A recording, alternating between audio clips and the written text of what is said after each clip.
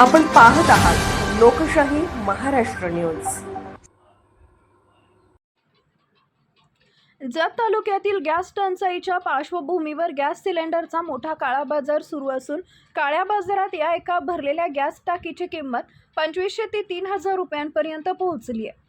जत तालुक्यात दररोज 250 ते 300 गॅस सिलेंडरचं वाटप करण्यात येत असून यापूर्वी एजन्सीच्या 3 चाकी गाड्यातून गॅस सिलेंडरचं घरपोच वितरण केलं जात होतं, परंतु गॅस टंचाईमुळे व गॅसचा काळा बाजार रोखण्याच्या दृष्टीनं प्रशासनानं एकाच ठिकाणावरून गॅस वितरण करण्याच्या सूचना एजन्सीला दिल्यात।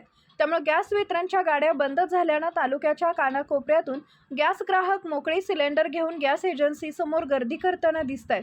यामध्ये ज्येष्ठ नागरिकांचे फार हाल होत असून ऐन उन्हाळ्यात त्यांना गॅस मिळवण्यासाठी पायपीट करावी लागते।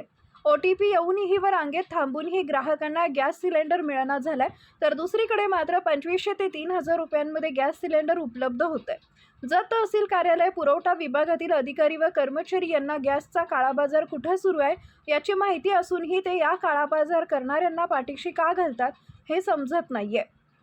जत शहरातील विजापूर गुहागर या राष्ट्रीय महामार्गावर बिज्जर्गी पेट्रोल पंपासमोरील दुकानात हे सिलेंडर काळ्या बाजाराने मिळत असल्याची जोरदार चर्चा असून हॉटेल व्यावसायिक हे सिलेंडर जादाचे पैसे देऊन येथून घेऊन जात आहेत।